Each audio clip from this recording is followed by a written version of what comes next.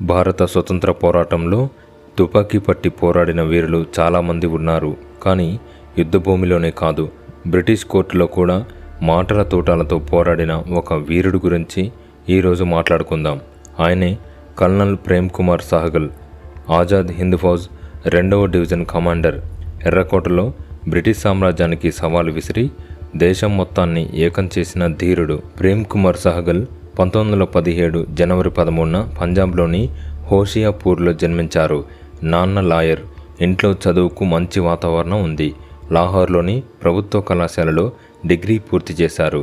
English బాగా మాట్లాడతారు, లాజిక్గా ఆలోచిస్తారు. 1939లో రెండవ ప్రపంచ యుద్ధం మొదలైనప్పుడు చాలామంది భారతీయ యువకుల్లాగే ఆయన కూడా బ్రిటిష్ ఇండియన్ ఆర్మీలో చేరారు. కమిషన్డ్ ఆఫీసర్గా ట్రైనింగ్ తీసుకుని కెప్టెన్ అయ్యారు. వాయువ్య సరిహద్దు ప్రావిన్స్లో బ్రిటిష్ తరఫున పనిచేశారు. అప్పటికి ఆయన దృష్టిలో బ్రిటిష్ వారు దుర్మార్గులు కాదు, మనం కూడా బ్రిటిష్ సామ్రాజ్యంలో భాగమే అనుకునేవారు. అసలు కథ మొదలైంది 1942 ఫిబ్రవరి 15న. రెండవ ప్రపంచ యుద్ధంలో జపాన్ సైన్యం సింగపూర్ని జయించింది.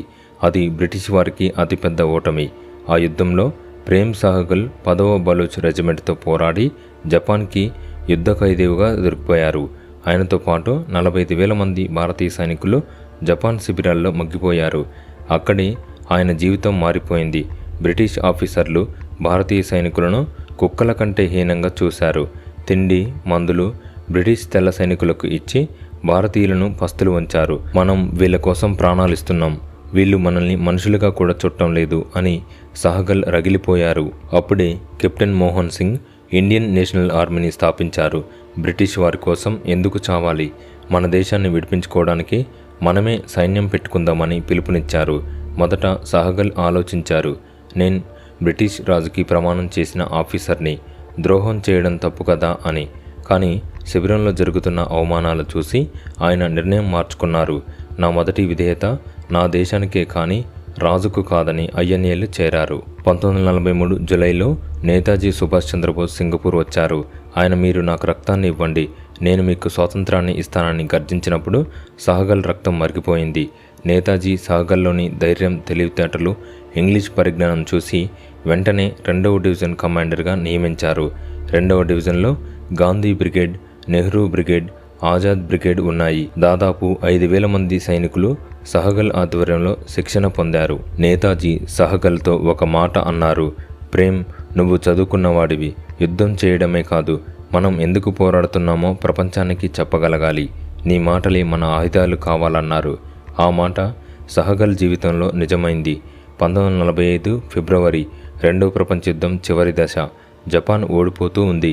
బ్రిటిష్ వారు తిరిగి బర్మాను ఆక్రమించుకోవడానికి వస్తున్నారు. బర్మాలోని పోపా కొండల వద్ద ఐఎన్ఏకి బ్రిటిష్ 17వ డివిజన్కి మధ్య భీకర యుద్ధం జరిగింది. సహగల్ నేతృత్వంలోని కేవలం 800 మంది ఐఎన్ఏ సైనికులు, వారి దగ్గర ఉన్నవి పాత రైఫిళ్ళు, కొన్ని గ్రెనేడ్లు. ఎదురుగా బ్రిటిష్ వారి దగ్గర ట్యాంకులు, ఫిరంగులు, విమానాలు ఉన్నాయి. ఫిబ్రవరి 12 తెల్లవారుజామున బ్రిటిష్ ట్యాంకులు ఐఎన్ఏ శిబిరం మీద విరుచుకుపడ్డాయి. సహగల్ తన సైనికులతో బంకర్లలో దాక్కుని ట్యాంకుల మీద గ్రెనేడ్లు విసిరాడు. 2 రోజులు ఏకదాటిగా యుద్ధం. తిండి లేదు, నీళ్లు లేవు, తోటాలు అయిపోతున్నాయి. ఫిబ్రవరి 14న సహగల్ దగ్గర కేవలం 20 మంది సైనికులు మాత్రమే మిగిలారు. బ్రిటిష్ ఆఫీసర్ లౌడ్ స్పీకర్లో అరిచాడు, కెప్టెన్ సహగల్, సరెండర్ అవ్వండి, మీ ప్రాణాలు కాపాడతామని. కానీ సహగల్ తన రివాల్వర్ తీసి చివరి బుల్లెట్ చెక్ చేసుకున్నాడు. తన సైనికులతో అన్నాడు, నేతాజీ మనల్ని చావమని చెప్పలేదు, పోరాడమని చెప్పారు.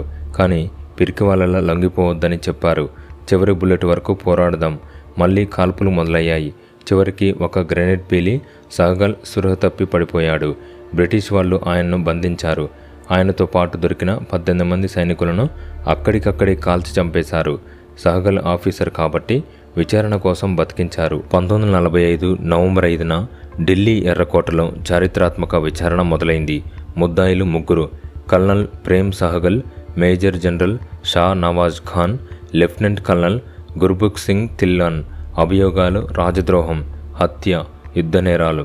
సహగల్ మీద ప్రత్యేకంగా 5 మంది బ్రిటిష్ సైనికులను పోపా యుద్ధంలో చంపాడని కేసు. శిక్ష: ఉరి. బ్రిటిష్ వాళ్ళు అనుకున్నారు వీళ్ళని ఉరితీస్తే మిగతా భారతీయ సైనికులకు భయం వస్తుంది, ఇక ఎవరూ తిరుగుబాటు చేయరని. కానీ వాళ్ళ ప్లాన్ తలకిందులైంది. విచారణ మొదటి రోజు సహగల్ లేచి నిలబడ్డాడు. జడ్జి అడిగాడు, మీరు బ్రిటిష్ కింగ్కి విధేయత ప్రమాణం చేశారు, మరి ఆయన మీద యుద్ధం చేయడం ద్రోహం కాదా అని.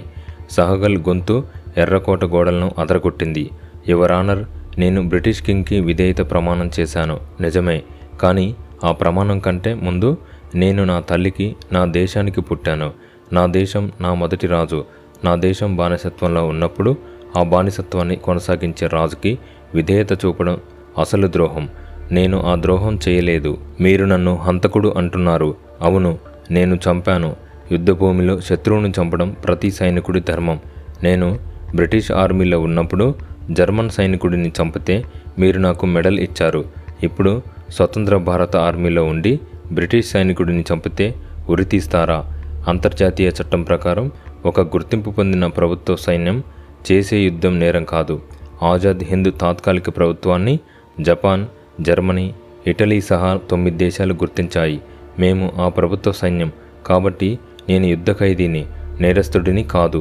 నన్ను ఉరి తీయండి, కానీ నా శవం కింద నుంచి స్వతంత్ర భారతం లేస్తుంది. నా రక్తంలో తడిచిన ఈ ఎర్రకోట మీద రేపు భారత త్రివర్ణ పతాకం ఎగురుతుంది. ఇది నా శాపం కాదు, నా ప్రవచనం. ఈ మాటలు మరుసటి రోజు దేశంలోని అన్ని పేపర్లలో మొదటి పేజీలో వచ్చాయి. కలకత్తా యూనివర్సిటీ విద్యార్థులు క్లాసులు బహిష్కరించారు.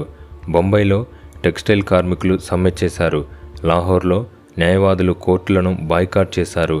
దేశం మొత్తం సహగల్ని విడుదల చేయాలని నినదించింది. నెహ్రూ తన లాయర్ కోట్ వేసుకుని స్వయంగా సహగల్ తరపున వాదించారు. జిన్నా కూడా ముస్లిం లీగ్ తరపున మద్దతు ఇచ్చారు. చివరికి 1946 జనవరి 3న కోర్టు తీర్పు చెప్పింది. నేరం రుజువైంది. శిక్ష జీవిత ఖైదు.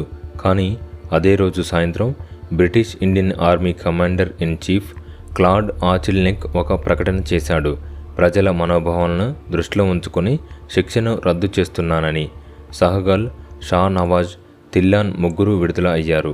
ఆ రోజు ఢిల్లీలో లక్షల మంది వాళ్ళకి స్వాగతం పలికారు. బ్రిటిష్ వాళ్ళకి అర్థమైంది, ఇక ఈ దేశాన్ని పరిపాలించలేం, ఆర్మీ కూడా మన మాట వినదని. 1946 ఫిబ్రవరిలో బొంబాయిలో నేవీ తిరుగుబాటు వచ్చింది. దానికి స్ఫూర్తి ఎర్రకోట విచారణే. 1947 ఆగస్టు 15న బ్రిటిష్ వాళ్ళు హడావిడిగా దేశం విడిచి వెళ్ళిపోయారు. చాలామంది ఐఎన్ఏ ఆఫీసర్లు రాజకీయాల్లోకి వెళ్ళారు, పదవులు అనుభవించారు. కానీ సహగల్ వెళ్ళలేదు. దేశం కోసం పోరాడాను, పదవి కోసం కాదు అన్నాడు. కాన్పూర్లో స్థిరపడి చిన్న వ్యాపారం చేసుకున్నాడు. ఐఎన్ఏ వీరులకు పెన్షన్ ఇప్పించడం కోసం, వాళ్ళ త్యాగాలను చరిత్ర పుస్తకాల్లో రాయించడం కోసం చివరి వరకు పోరాడారు. 1992 అక్టోబర్ 5న 75 ఏళ్ల వయసులో ఆయన కన్నుమూశారు.